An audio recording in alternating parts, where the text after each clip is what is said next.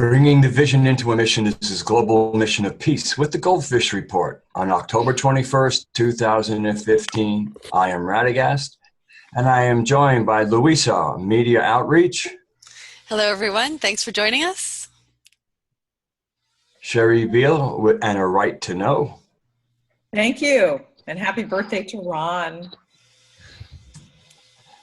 Sanjay, the wonder from down under. Good day, and happy birthday to Ron. Good to see you. Our birthday and a birthday person and special guest, Ron Van Dyke.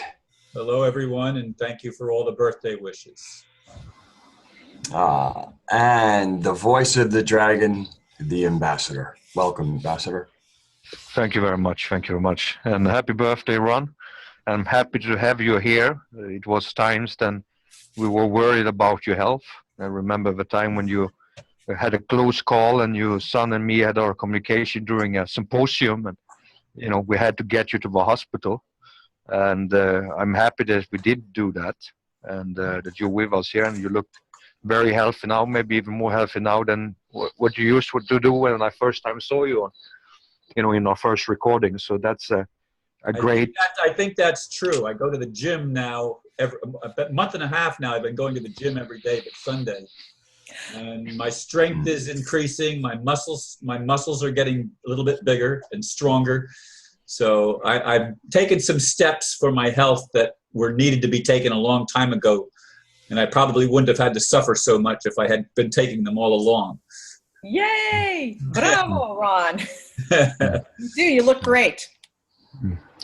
No, we wanted today, we're supposed to have a question and answer session, but we will start just before we're doing that. We're going to talk a little bit about, a recording that was done by Peter Van Rand, which is a friend of Ron, and in relation to the Swiss Indo movement and OPTP, or whatever it's called. Supposedly I was a member of it, according to Neil Keenan, but I don't even know how to pronounce the organization's name. But so in a way, Ron knows more about these organizations than I do. Only thing that I used to say to Ron in the old days was that when I saw the documentations, I said that it didn't look, and I showed why I didn't think it looked correct either, because it was the signatures were layered and so on on the documentations. But everything also was layered in the documentation, and there was a lot of discussion about that. Yeah, and that's one thing, but the most important thing is that what I've been fighting with all about is not only Swiss Indo, but most of the people that's involved in this bond reduction and dinars, and also the situation there with Mr. Keenan and other people, is that many people talk about things that doesn't make sense sometimes. And if you don't know the system, and if you don't are from the inside of it, it might be foreign to you, and you might buy into it, or you might say that it's all fraud because you don't understand it. And that's a problem that I'm facing also with people, because sometimes it's things that you can tell them how it is, but if they would like to find it out for themselves, they will just go straight into a wall, because the governments and the countries and the institutions are not very open-minded to allow to know what's going around behind the scenes. And that's a little bit of what's happening in the GoldFish report here, is trying to awaken people to what's happening around the scene. Okay. And I was actually listening to one of these things that Peter Rand was doing, and basically it came across to me that it was very much based almost like a cult, and it was a lot of stories about bonds and a lot of stories about different type of transactions, and things that he was holding the bottom, but people was not submitting in a right way to him, and he's the king of kings, and all the stories about giving dragons to people and all the different type of stories. So it's quite interesting to see how this thing was constructed. But at my same time, it seems to me that this is a structure that was created by that way, probably by the cabal, as a diversion, and unfortunately people's own ambitions was driving them into do this. Okay, and put them I off. wouldn't say it's ambitions as much as it is the vision of a better world. Many of us were motivated by wanting the world to change in a positive way. And we were reaching and grasping at straws for anything that promised an achievement of that vision. No, the thing that I really looked at as my point of view that was giving me a warning shot the first time I saw Swiss Indo was the stories about the $6 million giving to all the people. And and then afterwards, that what he was saying, that they were supposed to giving billions to the people, that was so that it should not be corruptible, and all these different type of stories. And when you put out that type of candies, okay, it very easily corrupts people, and it sometimes blinds people. And he was talking about the opium pipe, and by my opinion, I think that Peter Van Brunt, you mean now the Hopi? Yeah, and I would call it, maybe even go further enough to say that in some cases I would call that opium pipe greed. And in my opinion is, when I looking at this situation, I want to talk with you about it, Ron, because you are the one that was a part of Swiss Indo, and I think that you maybe had a different experience with Swiss Indo than I had. Okay, I'll see that Sherry Beale wants to say something too, so she would be allowed to do it when I finish it. But I want to hear you. How did you get in contact with Swiss Indo? Because you actually spoke to Sino, and my personal opinion, looking at the guy, he looks to me, as a quite nice guy at the same time, and people have criticized me for saying so. But he looks to me like a nice guy, and just that he's confused, and there's many people that is confused on the planet. And so I wouldn't want to demonize him, because maybe he has good intentions. But I never find out. But when I hear the stories, it looks to me more and more like this was a diversion than more than anything. Well, I suppose what sucked me in was when I was told that he saw me as his son in a prior lifetime, and I guess that was the hook that drew me into the whole thing. I of course, no longer believe that, and I've not believed it for some time. But that was. Well, I thought it was a dad. I thought you was the dad and Karen was his mother. I thought you was his dad and Karen was the mother, and you were married or something like that. If I remember. Oh, I don't. You might be right. I don't know. It's been so long ago, and remember, I had a stroke, and some of my memory got erased. Yeah, Sherry, you wanted to say something? Actually, I just wanted to really quick read a definition, if I could, of Swiss Indo, because some of the listeners might not, be up to par where you gentlemen are on that topic. If I could, really quick. Swiss Indo is a trust account holding collateral that those who have controlled us now want to utilize in order to square their debt to humanity. They want to give it to us in order to clear their ledger. We, as limitless value heirs of creation, have no true need for their collateral, as all debt is fictitious and human energy has always been the collateral backing all value systems. Our ultimate mission is to navigate smoothly from economic, political, social slavery to individual sovereignty and absolute freedom for each individual on earth. It is the way to emotional freedom as well as individual sovereignty.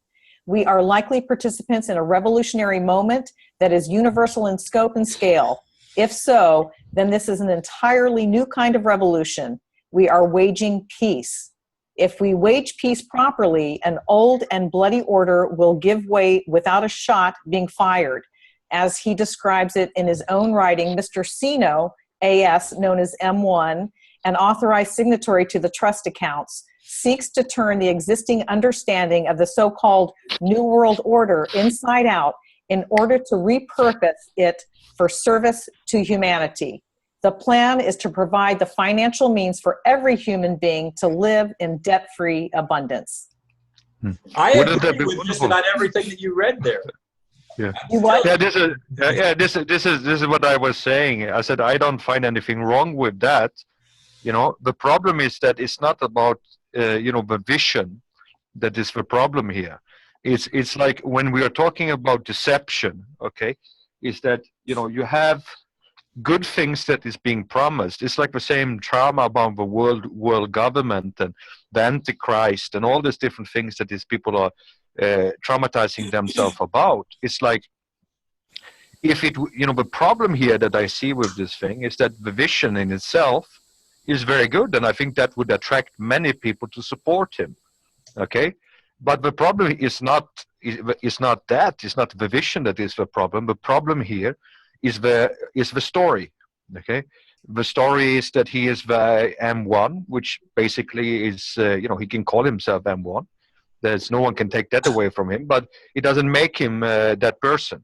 He claims to be the owner of UBS, and he doesn't know that the gold is not in UBS anymore. That makes him questionable. Now, is a lot of things there that when he claims to be an owner, when he's in reality at most could be a keeper, that change the stories, that is a lot of contradictions, which makes the story not real. But it doesn't mean that his vision is bad. You understand? Unless that vision is for real, or if this is a vision to draw people that has this ambition into an organization so that they can monitor these people and basically ultimately destroy that vision from the inside out. And I think that's the deception that sometimes happening with all type of movements like similar like that. Well, that's the agenda, I think, ultimately that we're going to, you're trying to get at here, because as the ambassador has said many times that, they have a PhD in deception. And so why would, so what they do is they give you elements of truth. They give you 6% of the truth, like the mainstream media does. And then the rest, so that there's things there that are believable. There's things that you feel that you can really believe. And then they give you the rest of it, which is made up, or which is, hyperbole, and they kind of swoop you in the net with the rest of it. And then people kind of, if they don't do their research, they're going to really get swooped up in the whole thing. And ultimately there had to be an agenda behind what was about. And of course the ambassador just kind of showed us what that agenda is. Yeah. No, but I mean, the thing which is clear here, when you listen to that mission statement, this is a wonderful thing. I wish that, many others would share that opinion. You understand? And, I am not aggressing that vision. If that vision would be, possible, I would really love that to be the case. Because we talked in the last program about actually that we are the collateral for all the things. And in that case, then basically, to be able to set humanity free, we need to remove that form of collateral. Now, the problem here is that this is like a slavery system that we are living without knowing that we are slaves. And this is also prophesied that it should be like that in these special times. And what we need to do is that we need to realize what is the situation. Now, I like I stated like this, if this is his vision, I think this vision is a true good vision to have. Unfortunately, the problem is this way: how can we accomplish this type of vision? Is by cooperating. That's why I always find that I like to cooperate with everyone that shares my vision. Doesn't matter who they are. I wouldn't like to, base my aggression on him based on, that mission statement, because I agree with his mission statement. But the problem I don't agree with is to be realistic. And also we see the same thing happening, with, this guy, please help me with the name, who had this convention in Rome with this special boxes, electricity boxes. Cash. The Cash Foundation. Okay, as you see the same thing there. He has a big thing. There's only one, government official showing up. Of course, it's an African. And you didn't see any other Europeans or Americans having any interest even to come there, other than private people. So it shows a little bit the intent, okay, of our governments. Even if this vision is wonderful that he has, if he doesn't have the consent from the people and the institutions behind it, then he can have this vision as much as he likes, nothing gonna happen, okay? But the only thing we can do is basically convince the controllers of the world that we are ready and willing and able to actually fulfill our missions on this planet, okay? And that's basically what we are trying to do here in the Global Mission of Peace. And like I said, I mean, this organization that we have is not built up by a cult situation around myself or around the Red Dragon or anyone else, because I think that myself, I'm too much, honest about my opinions. So some people might not always agree with what I have to say, and that's fine. And the same thing is with the Red Dragon. I mean, he has his opinion, and he doesn't, what's called, hide his opinions and his ways of looking at things. And and the thing is this way is that I think this is very important to look at the situation. Is that what we have to establish? I mean, if you look at the Swiss Indo organization now, people are going to say, oh, the ambassador is flattering the Swiss Indo organization. But I'm not flattering, but I have to say something. He at least established to get a lot of people to work together. He at least established that people went from one place to another to do something. He at least, shared his time and his visions with people.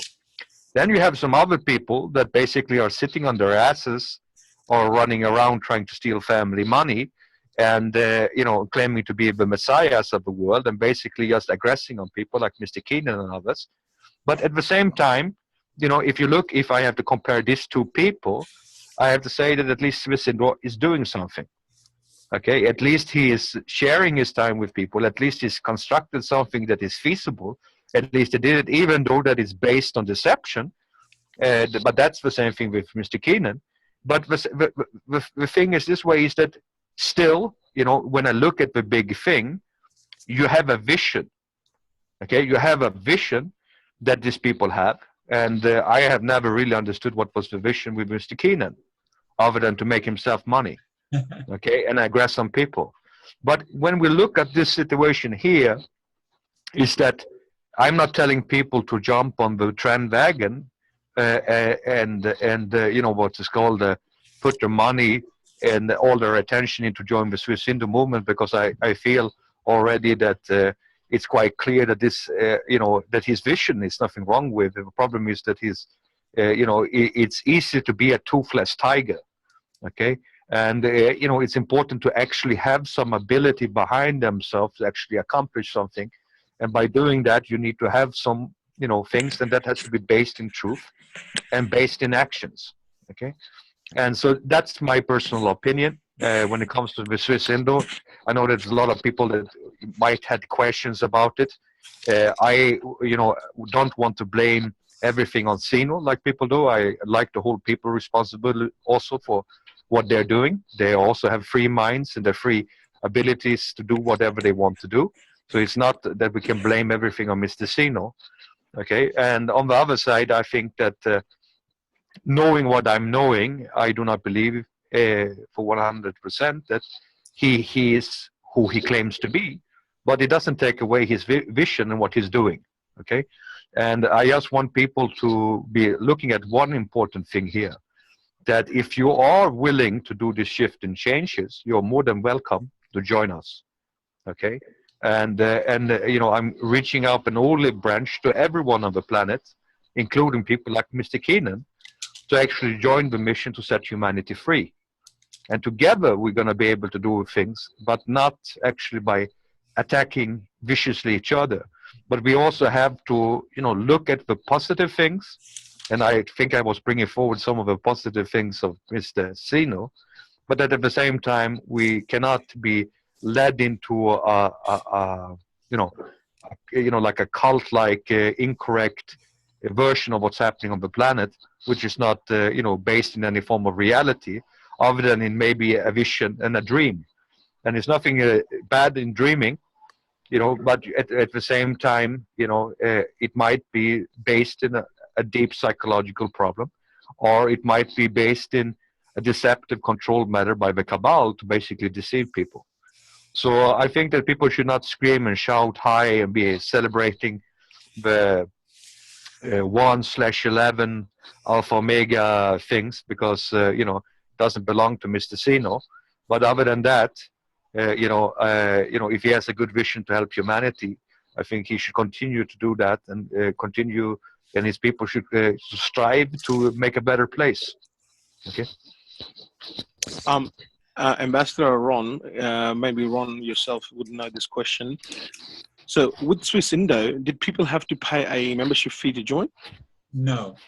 No, we were Okay. promised money that we never saw. And the people that actually went to Indonesia from, well, we were all invited that were part of the delegation. I don't know if anyone from America actually went. I do know that quite a few people from Australia because of the proximity to Indonesia, and there were also some people from Africa. And I think Peter Van Runt actually paid for some of the people from Australia that went. And I don't know who the donor was from Africa, but I think there was a single donor that enabled half a dozen or so of those delegates to go to Indonesia. But we never received any money. We were promised money, but neither did we have to pay any money, other than, as I said, the trip. By the way, the trip to Indonesia, they were told that Mr. Sugi owned the hotel. They ended up putting them in a flea bag hotel, and they had to pay their own way. Nothing was paid for by Swiss Indo. So there was a lot of deception, a lot of unkept promises, and that has been the story of many of us anyway that have a vision to make a better world. There's a lot of promises that just are not being kept, and it runs through all of the organizations that are trying to make a difference for humanity. But also, I have to say, the thing is this way. I believe that when knowing how the system works, knowing how things are, I wouldn't be very surprised, okay, if either Sino is connected to some keeper, okay, and some so-called elders, okay, that maybe probably told him that he would be the M1 and they would release the money to him and he would be in charge of it and stuff like that. And they maybe led him on to believe that he is who he claims to be, okay? And the problem is this way, in this battle of trying to stealing the family money, which has been going on for a long time, especially in Indonesia and in Philippines, I wouldn't be very surprised that they are thinking that, they're going to have all this money and do all these things and they're going to be all these amazing things. But, the problem is that, they don't own it. And since they don't own it, they cannot use it without the permission from the real owner. And I think that is what is the problem here. And now I'm, people said, oh, now the ambassador is trying to defend Mr. Sino. No, I'm not defending him. I'm trying to look at what really might be the cause behind his problem. I mean, it's the same thing. You have people like Mr. Keenan, who has been spending most of his time. He was fooled by some Indonesian people that he's supposed to be the M1. He was same like Mr. Sino. He was making a video when he presented that he's supposed to be the unique one. He's supposed to liberate the planet and all these different things. And then basically nothing happened. And then suddenly he meets up with some, Knights of Malta people. And then suddenly he has come some new bandwagon. And basically now he needs to, and also Mr. Keenan, don't try to say that it's not true what I'm saying, because then I will have to be forced to expose it, okay? So the thing is this way, is that when we are looking at the situation with all these different things, they lead up all these different things to believe. At that case, maybe Mr. Keenan was buying into this story, okay? And so his ego becomes very high and he believes this, just like Mr. Sino, okay? And now they are the unique ones. And suddenly, things doesn't happen the way they're thinking. And why it's not working? Because they're running around keepers, and who claims to be more than just keepers. And they believe that they're gonna, get access to this money and this wealth and stuff like that. And I've been seeing this wealth. So I've been seeing this warehouses and different type of things. I've been seeing different type of things that most of these people have never seen. Okay, but it doesn't matter. You know, I've been sitting, I showed to Ron, you know, pictures of me when I'm sitting with all these millions and billions, carrying it around in different places, moving them from one central bank to another, from one country to another, you know. But at the same time, I had my budget that I supposed to do. It's not my money. But some people, you know, they want to get that money. They want to have that gold. And this is what is the important thing to realize, that the power that you see in the world today, everyone wants to be in power. Everyone wants to have money, okay? What we want to have is hearts, the hearts and mind of people. And this is like the Red Dragon shared to you guys when you were in China, Sherry, that the most important thing is the heart of the people. Okay, that's what you're searching for, not for anything else other than the hearts of the people. And I think that that's where we need to put the focus here. It's basically in the heart of the people.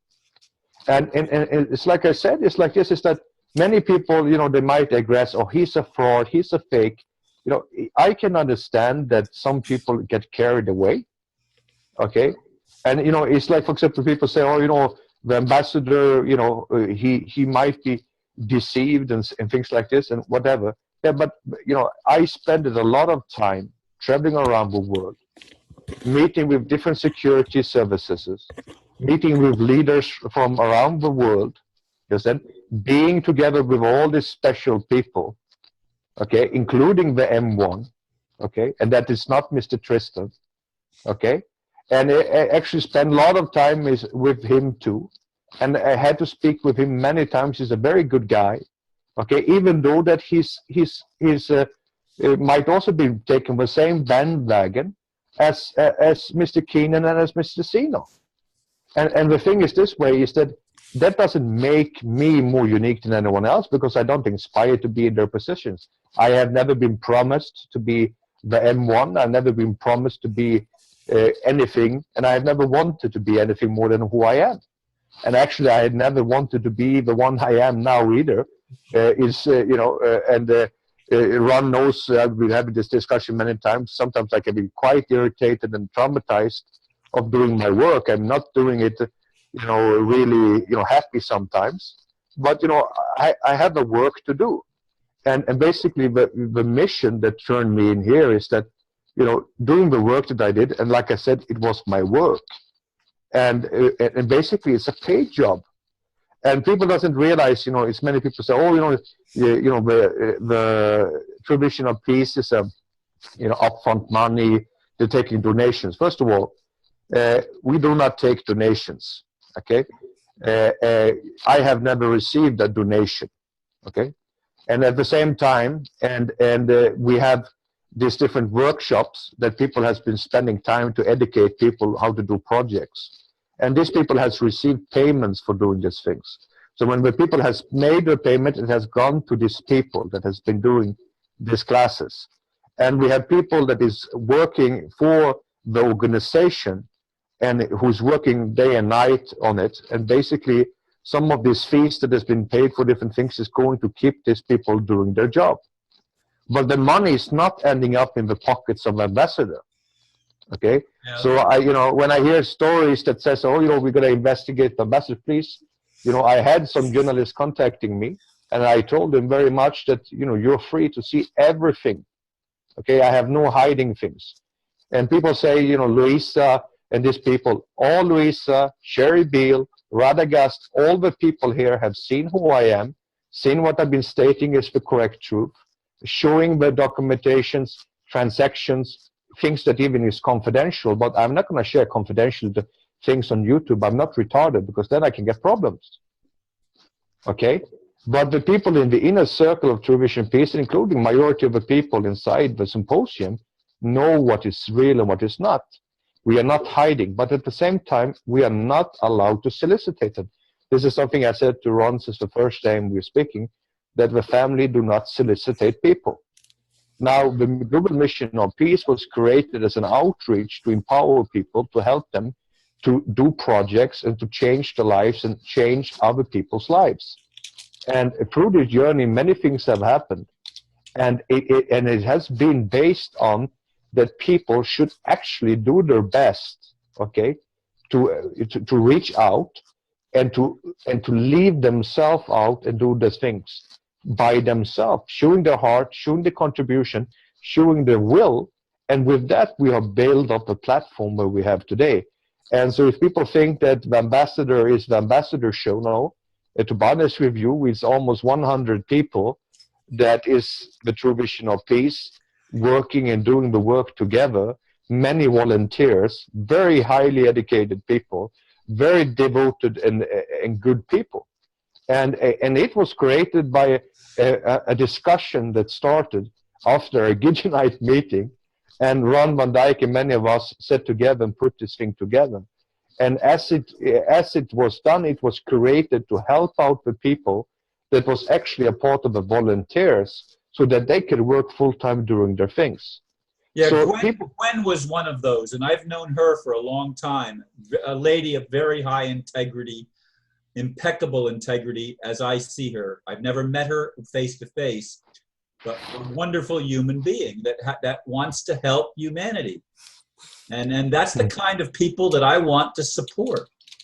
So I think this is what is important. I hope this actually was a little bit part of a question and answer session too, because I think that there's a lot of people that has also asked these particular questions many times, even though I have answered them many times, they still doesn't understand it. But still, you know, we're trying to clear up things. Now I want to give another clarification of something, because it was done on Ron Van Dyke's show. I shared a document from United Nations, okay, World Bank Committee of 300, okay, and it was signed off by certain entities. This documentation has been shared and authenticated by different organizations. Even by Benjamin Fulford has been putting it up, they authenticated it from his side of things, including other people that even is a part of the Keenan group. Now the thing is with Keenan group, just because he doesn't understand it, or maybe it's just because I presented it, it's supposed to not be fraud, or it's supposed to be fraud. It's not up to anyone to understand. This documentation was basically hacked by a certain group a few years back and released on internet. That's why I shared it as an example for people to understand what we were talking about. Okay. Now, if people wants to call up the World Bank to have this documentation authenticated or things like that as a private person, I think you're going to go straight into a wall. The names that was mentioned there, that Sung Keenan and these people were calling frauds, yes, there's a few people of them that claims to be this entity King Anthony Martin, which are frauds. And in reality, everyone that actually works in family system knows that King Anthony Martin is actually a code. Okay, not an actual person. Okay, so again there you show the ignorance of the people who makes the accusations. You have also the TVSM 666, which was represented by Karen Hughes until she received a cease and desist order, which even Ron Van Dyke have seen. Okay, she was also at that point of time facilitating this guy, and that is also a code, as well as the ambassador is a code, as well as the Red Dragon is a code, as well as the Red Dragon family is a code. Okay, so for people who doesn't understand and just start launching up their comments based on ignorance, and it's very hard to research these things. Okay, we had a discussion about, and there's a reason for that, because it's supposed to be confidential. Now, when you look at the situation with, you know, we had some questions about Adnan Sakli, that supposedly has passed away. You know, he had some relations with some family people in the past, like Madame Song, and the wife of Sherman Sheikh. And yes, he was supposedly a keeper at one point of time, okay, and supposedly after a while became a so-called owner, okay. Now, in his case, in his situation, he did something. I don't need to address it. You know, let God deal with him. But he did something that he came in bad standing, both with the family and with the cabal. Okay, and what if he was framed for it? But you know, it was things that came up on his computer that is people, grown men, should not have. And this thing, you know, basically eliminated him from all the favors from everyone. Okay, if it was him or if it's someone framed him for it, I don't know. Okay, but that's my knowledge about him. Now supposedly he has passed, so may God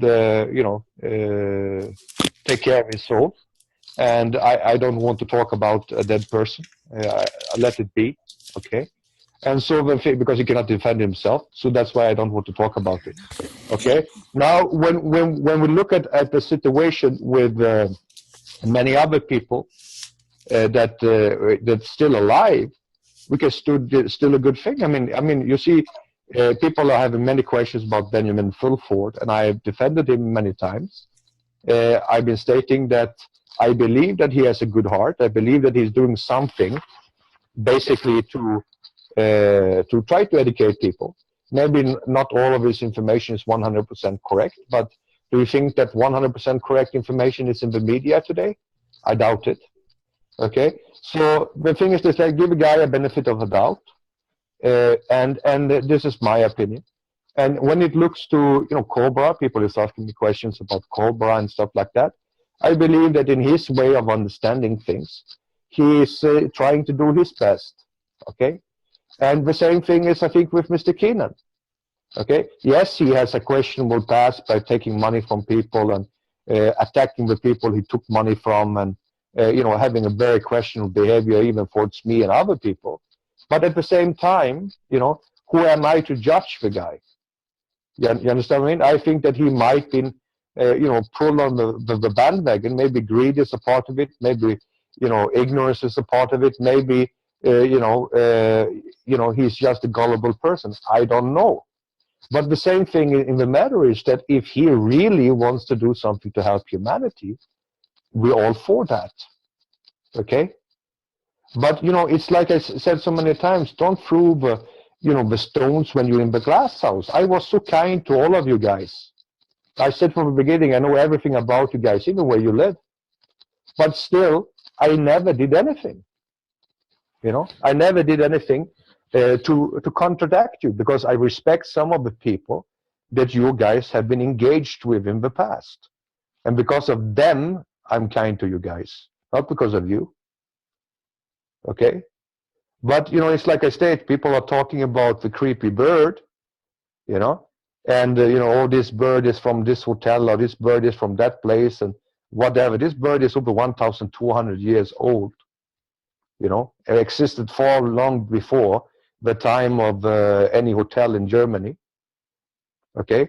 But the same two-headed eagle that you guys are having on your own banners, which, by the way, Ron also have seen these documentations, okay, and the Knights of Malta flags and all other things, you should not throw the stone claiming I am working for the Jesuits, and I'm a Christian, I'm not even a Catholic. You are, Keenan. So the thing is this way, is that you have to look at the situation here, that people, if they have a good understanding, if they have a good, thing, maybe people wouldn't be that aggressive. But I think it's important that we need to try to see the whole picture and work together to accomplish things, okay? And like I stated, I mean, some people behave in a manner that is very questionable because that's the only way they know how to behave. If you're grown up as a hustler, selling scrap metal and other type of things and hustling people, you think that's the only way you can do. And some people cannot get themselves out of being a hustler. Some people can be criminals and being good guys. Some people can be drug addicts and suddenly be, turn away from the drug habits. Okay, this is a normal behavior. Understand? Some people never gets out of it. But does it mean that this drug addict is a bad person? Does it mean that this hustler is a bad person? Many criminals has much far better qualities as people, as persons, than I have met with most politicians on the planet, to be sure. And more than many of our leaders and many of our judges and police officers, they're behaving like worse criminals than I've ever seen. Beating up, shooting people, traumatizing, hitting people in wheelchairs, all type of horrific crimes that we see on a daily basis these days. Then you can ask yourself, who's the real criminals here?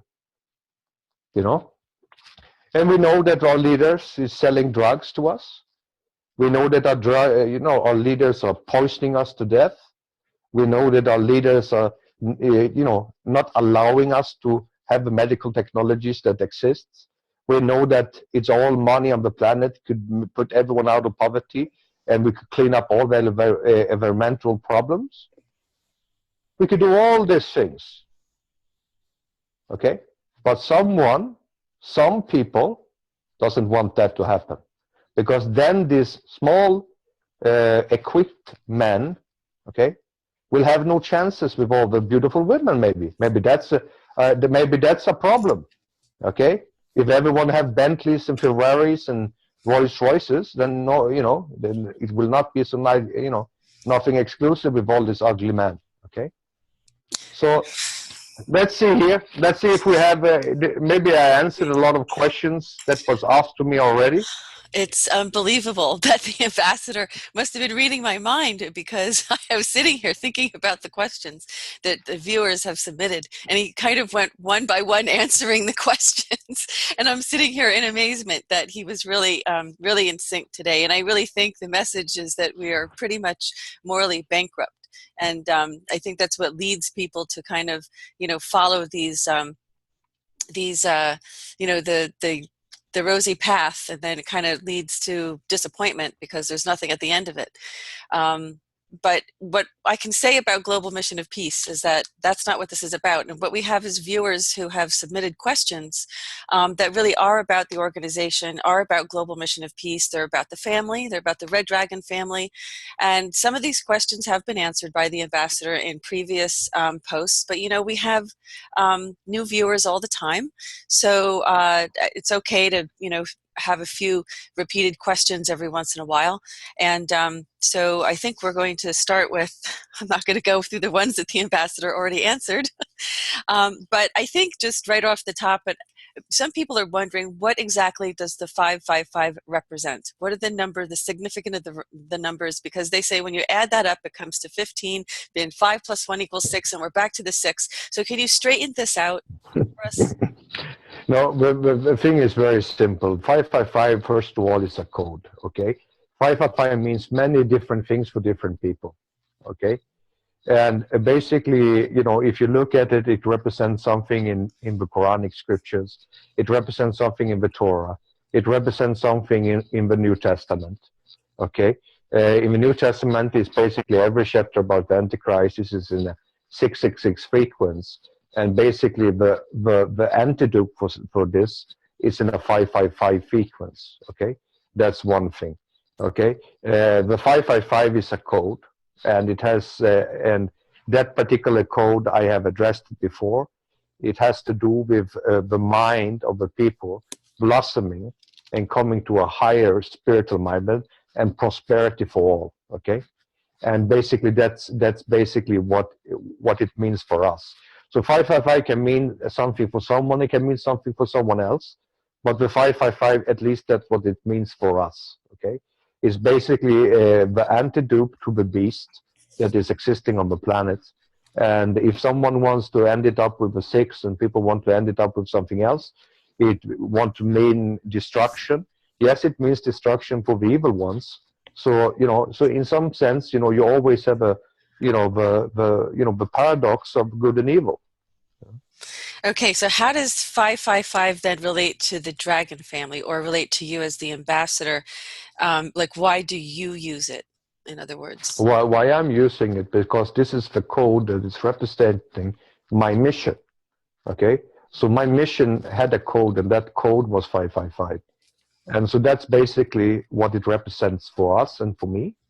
And basically this is to wage a war on financial tyranny and wage a war on ignorance, and basically make the mind and spirit and body blossom to that we have a mindset like a Buddha, okay? And that basically is the highest spiritual mind. And that's where we want to come. And that's why we are doing the outreach mission that we are doing today. But, and also the 555 coincides also with, don't forget, with the 5 continental thing. It is also with the symbolism of the BRICS nations. Everything that you see, if you just open your eyes today, in contradiction to the old system of 666, is 555. Okay, so even actually, Swiss Indo is using 555 symbolism, and even in their own structure, funny enough. Okay, so that's basically what was planned thousands of years ago, and that is in our fulfillment right now as we're speaking.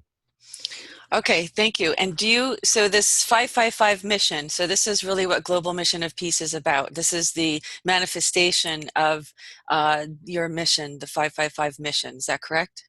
Yeah, this is the part of that mission. It's part of you have a political arm of that, which you see is happening with our governments and with the BRICS Bank. And then you have a spiritual part of it, okay? And that's what me and the Red Dragon is doing with our outreach of 555, which is just the spiritual battle and the battle of trying to make the place a better and wage a war on ignorance. Because basically, the reason why we are enslaved today is because we don't understand that we are slaves. Okay, this is a really formidable task, and we really have our work cut out for us, don't we?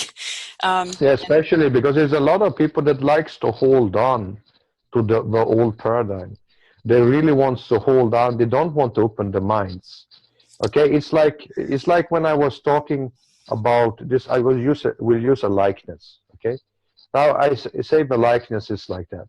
Okay, you have a religious school. Okay, I have given this likeness to you guys before in a teaching, but I'm going to do it for the people. They've never heard it. You know, you had a religious school where people had to learn to memorize the Torah. Okay, and the rabbi was teaching them to memorize the Torah, and one other guy said, listen, I want to go to this other place because this is a spiritual teaching place, and I want to learn this, and I think this is better.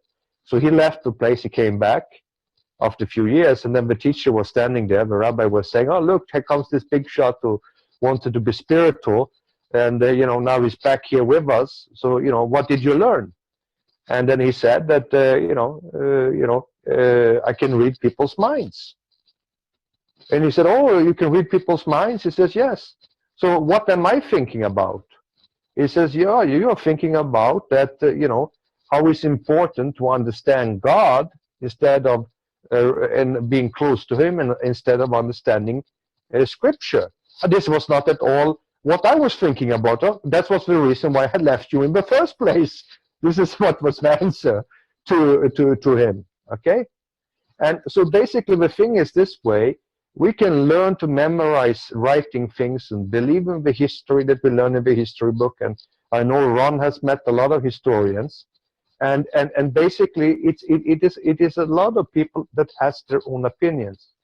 We have people that comes on our program here, and they are stating to us that this is their understanding of how the system is built up, and I see that they understand maybe 80% of it, and maybe it's lacking 20% of the rest. Is the same thing as that how can we explain that, for example, this guy who claimed to be on Mars, that how can we say that he wasn't? And how can we say that he was? Okay? Now, what we should do is try to listen to what he has to say. Maybe he has to share something that might learn something that we can learn something about. Okay? And this is little bit what I think it's important in our mission, is actually to try to understand the bigger picture. Okay? And I think this is actually, and that's why it's very important. I mean, people can call me fake, they can call me a liar, they can call me many different things, okay? But I'm still here, I'm still doing my mission, and some people resonate with me and some people doesn't resonate with me. And that's the way it's always gonna be. You understand what I mean? And for the ones that really resonate with what I'm trying to do, I'm welcoming them to join me. The one who doesn't recognize, doesn't like me, doesn't think it's okay, I don't force you to listen to me. Okay, fair enough, fair enough. Ron, we can't hear you. Ron, we can't hear you because you're muted. You have to unmute yourself, Ron. Hold on a second. Let me help Ron out here, because we had a lot of background noise, so we're trying to just cut down on that for our viewers who get a little distracted by the background. What did you say, Ron? We couldn't hear you. a lot of people still believe that it was in the train of thought that you had said it, but a lot of people still believe that. Whatever that was, I don't remember now. Sorry. No problem. Okay.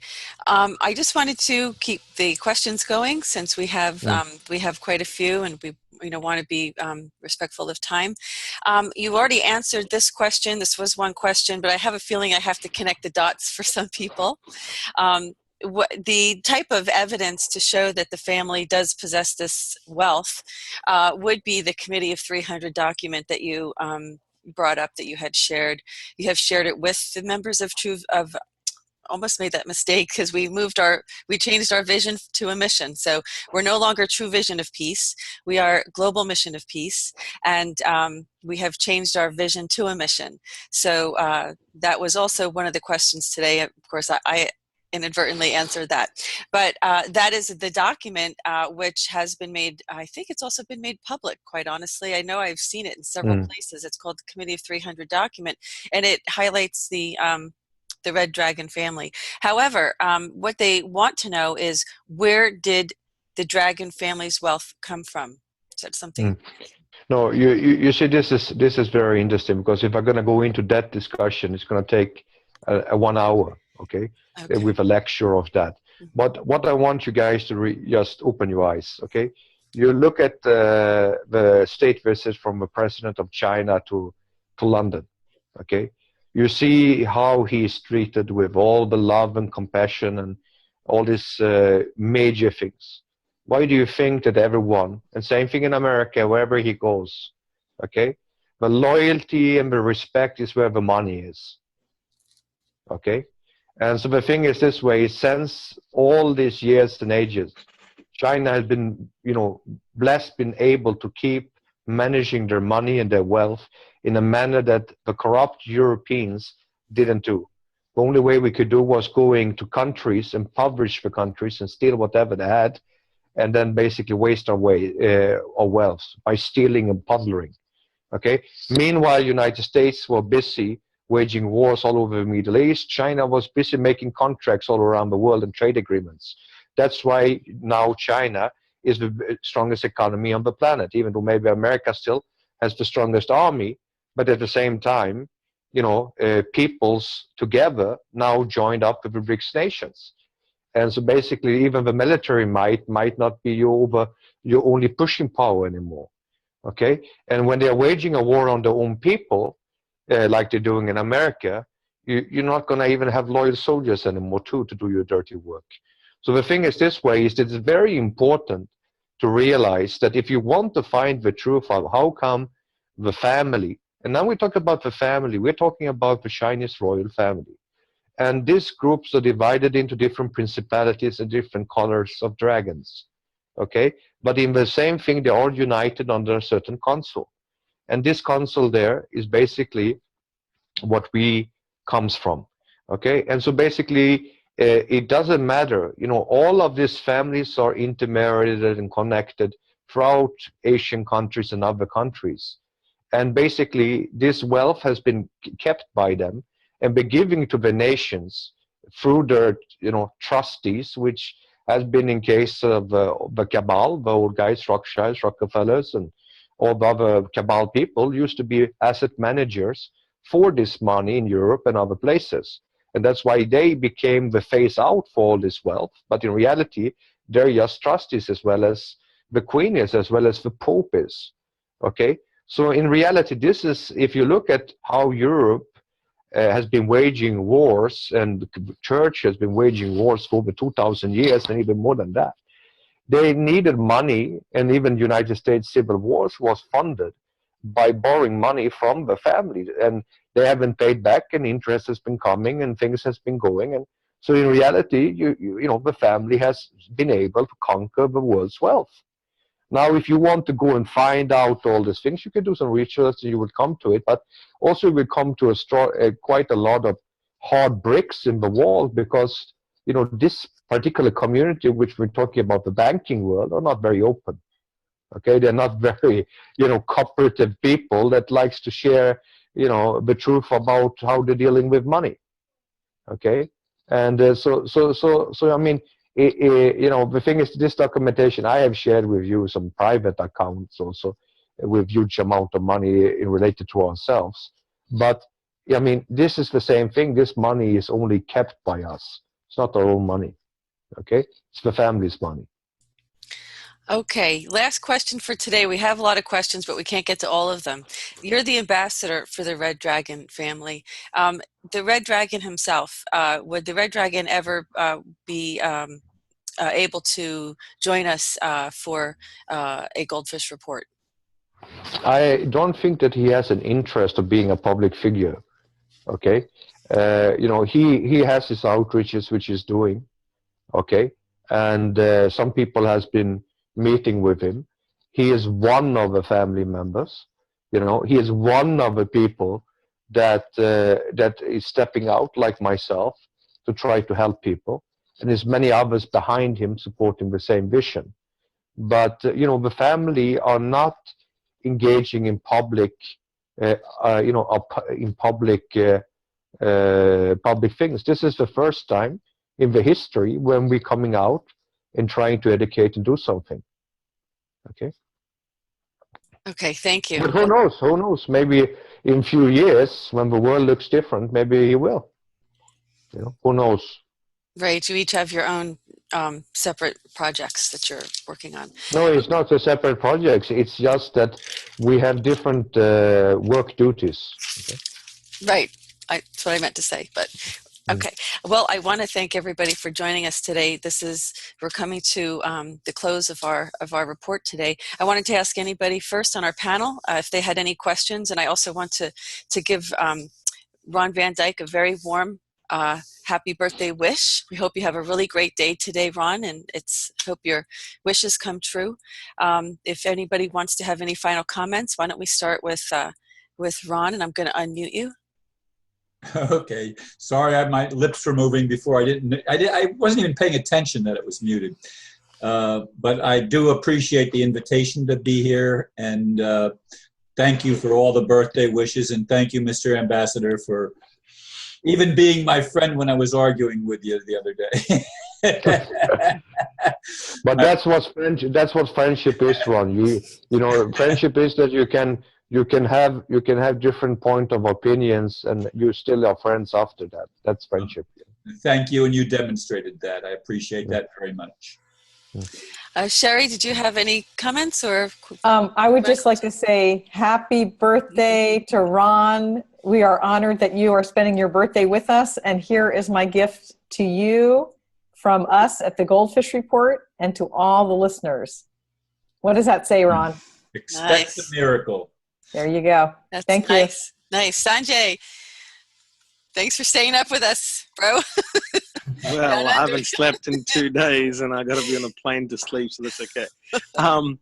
Anyhow, what the ambassador was saying, and if you look at the report from Monday, a lot of people's ignorance, we hopefully in Monday's one, if they watch it over and over again, will answer the question, because there is a solution to all this stuff. There is hope.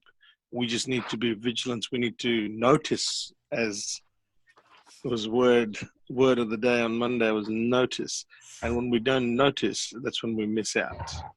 So there's, you know, and Ron, I got to agree with you. This man is great. And this is why, you know, I mean, none of us always agree with him. That we all have our opinions, but, you know, we're still friends at the end of the day, is because he's who he is. You know, he believes in the right thing, and he says the right thing, and does the right thing. I mean, some leaders are leaders by, it's my rule and that's what you're going to do. And I mean, he's the best leader in service to humanity. He's actually doing it. So this is why he's leading by example. We're following. That's great, Sanjay. Thank you. What a great message. And Radagast, you've been so patiently sitting and waiting. Did you have any closing comments, my friend? Well, the time just flew by, and I would just like to agree with Sanjay. I would like to say leading by inspiration. If I think I'm working hard, I look at what he's doing and I realize he's working harder. You know, if I'm feeling compassionate, I'll have a conversation with him and he's more compassionate. So it's just it's been great. Again, leading by example and leading, but most importantly, leading by inspiration, and also leaving the room open for us to find our own ways. You know, there's just like always lots of open room to people be creative and find their own little leads, as long as you're going in the same direction. It's everybody knows it. Anybody who's in a symposium, anybody who's part of the greater group that we are, knows what's really going on, knows how this is a new paradigm. It's a new paradigm for doing things, getting things done, inspiration, and really creating a community and having someplace you can turn if you really would want a cue or maybe looking for a little direction. But even then, even when you're looking for direction, if you're kind of in the right direction, you'll be allowed to explore a little bit more. It's just it's an amazing group we have, and it was put together. You know, it was conceived of by the ambassador and Ron Van Dyke and the early people. I mean, been in for a long time, just to watch it grow and how it's organic growth, how, you know, different things shape it, and just that the ability to go into the uncharted land and find a path through it has been very wisely done. And the wisdom of the voice of the dragon, the ambassador himself, has been the light. I will have to say something myself here, because now I've been glorified here, and it makes me, you know, shy. But what I want to say is very simple: is that, as I told Ron Van Dyke just earlier, is that these last days I've been feeling very irritable, and normally I'm not so much irritable, but I've been feeling very much irritable these last days, and basically, I don't know if it's something with the vibrations in the society, and you know, I'm a warrior. That's where I come from. Okay, to be honest with you all, you know, I'm not the paper tiger. I'm not the sweet talker as I've been claimed to be. I'm a person that likes to beat the shit out of people who do bad things, and that has been my life most of my life. And sometimes, to turn in this work that I was told to do has been very hard for me many times, because sometimes the warrior in me wants to pick a fight. The warrior in me wants to go out on the field and wants to clean up the mess and get rid of the people. And I have to sit here and try to change people's hearts and minds, and not physically force them. And that's and sometimes this is hard. People doesn't realize that this is nothing that I was trained to do. This is not something that I wanted to do. It's something that I just have to do. Okay, and I think this is a learning process for me and for everyone. Okay, that's very well said. This is why one of the other names I have for him is Mr. Miyagi. Mr. Miyagi. He likes empowering us. It's like wax on, wax off. He'll give us a task where you think, oh, it's easy, I'm going to go do it. And then you hit a brick wall. And you go like, aha, I know now why you did that. So, we're going to have to compile a list of nicknames for the ambassador. I think we all have our own nicknames for him, because he is a very wise leader, and it's not an easy task. It's a formidable task what he's setting to do here, and it's not easy at all. And certainly he meets with a lot of critics, and there's a lot of people who don't understand the mission and don't understand the man. And as long as you tune in to the GoldFish Report, you'll start to understand the man. You'll start to understand who he is, why we're here doing this, because, it's not easy for any of us. And as, Expect a Miracle, that card that Sherry held up was really a great message, because it kind of is a miracle that we all have our own strong opinions, and we don't always agree, and it's not always as nice as it is right now. We have our discrepancies, we have our disagreements, and but the ambassador is such an incredible leader that he really can make us all feel at ease, but also really humble all of us at the same time, and make us kind of realize it's part of his mission, is to make us each realize that we have our own role and responsibility in this. And, he's trying to help humanity. And what you can do is you can ask yourself, what can you do, to help humanity? Instead of throwing the arrows, shooting the arrows at the ambassador, ask yourself, what are you doing to help humanity? And with that, I just wanted to make a few announcements. I wanted to say that we have some special guests that we have lined up coming on our future shows, and we want to make sure that you know about them so you can tune in and you can watch. We have Randy Kramer coming back for question and answers on Monday. So for the very interesting report that we had given with Randy, what we'd like you to do is feel free to submit your questions on www.thegoldfishreport.com. Go to the contact page and submit your questions for Randy. So Randy will be coming and joining us next week. We're also going to be having of course, Kev Baker, who is a really great comrade of ours. He has his radio show over in Scotland, and we have many other radio shows that we're going to be working with and promoting that the ambassador will be appearing on, and we'll likewise have the hosts come on our show. Richie Allen is one of them, who works with the David Icke Network. We also have a Cobra interview coming soon, so we definitely want you to tune in, because this isn't anything you want to miss out on. We also plan to have some policymakers come on as well, and some other leaders who really have something interesting to say that may want to challenge the way of thinking, and realize that the guests that we have on are people who the ambassador wants you to, consider their message, because he is trying to open the hearts and minds of people, and to, help humanity, and not just think of ourselves, but think of how we can benefit the greater good. So with that, we also want to remind you that you can visit us at theglobalmissionofpeace.com if you want to get more information about what we do. And also, for anyone who's interested in submitting a project proposal for funding, you can visit us at www.cbcglobaleducation.com. You can go to the workshops page. You can register to present your project to the ambassador. You can also, the reason we have the workshops is because a lot of people don't know how to write proposals, quite honestly, and unless you go to business school, most people wouldn't know how. But we don't want to exclude you, and we saw the need that people needed to really learn how, and we didn't want people to feel intimidated that they didn't know how to write these business plans, so we've provided these workshops for you. And it's $100, which I'm telling you, you're never going to find that anywhere. Most people have to pay a lot more for that when they go to community colleges to register for courses to learn how to do this. So by all means, folks, realize this is really an olive branch, and we're really trying to help people empower themselves. And with that, we want to thank you for joining us today, and this concludes this edition of the GoldFish Report.